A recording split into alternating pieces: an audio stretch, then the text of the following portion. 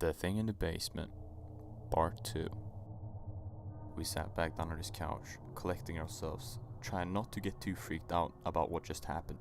Even though all this happened, we were still skeptical about the situation and wasn't sure if this was all real or not. We discussed and talked for about 30 more minutes, making sure none of us was pulling a big prank on each other. As we were talking, there had been a flashlight right next to us on a table where all our computers were set up.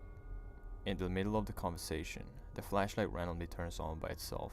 Both of us turn our heads, looking at it at the same time, wondering why it turned on by itself. I pick up the flashlight. The doors downstairs in the basement was still open since we were too scared to go close them again. I held the flashlight, trying to figure out if it was glitching or low on batteries, but I couldn't find anything. Almost instantly after I had picked it up, the flashlight started to flicker and changed the strength up and down in very weird patterns. I decided to put it down and turn it off. It was a hard button to turn it on and off, so it couldn't have been turned on by accident.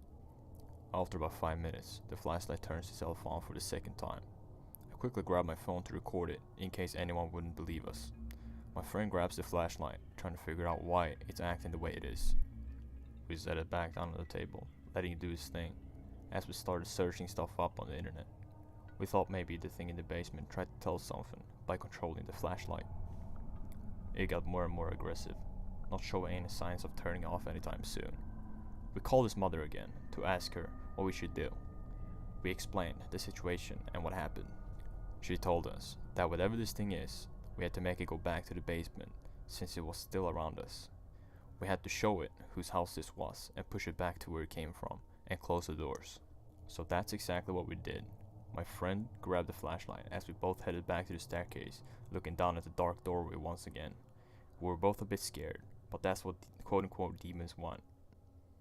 That flashlight kept going crazy as we slowly made our way down the staircase, step by step. My friend began to say out loud, "This is my house. You have no rights to be here." He kept saying it over and over as we kept making our way down slowly. That flashlight went more and more crazy the closer we got to the doors. Right as we were on the last step, myself went down into the little space between the doors as I closed the first one and then the second one. We look at each other as the flashlight suddenly stops. Finally, it's over, we say as my friend turns the flashlight off. But as he did, the flashlight turned itself on again, so we had to turn it off a second time. I'm still recording the whole thing on my phone. We walked back up the staircase, sitting back down on his couch, talking, still not sure about what actually is going on here. We reviewed the footage on my phone, looking at it through, and we sure did get everything on film. As we watched the footage, we were walking back up. I recorded my friend turning the flashlight off. Well, that's what we thought at least. As we put it on slow motion, we can clearly see that the flashlight turns itself off right before it clicks the button to turn it off. That's why it turned on again right when it clicked the button.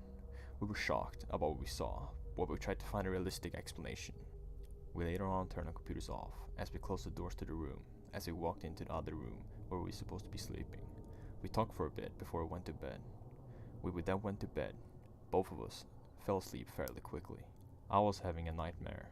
I dreamt about a man in white clothing, slowly going up to me, stabbing me right inside into my lung. I could feel the pain as I woke up a good while after the dream. Getting stabbed is my biggest fear, so it's weird it was just about that after all these things that have happened. I later on told my friend about it, and he said that he saw the exact same man in his dream too. Later that day was when I was going back home.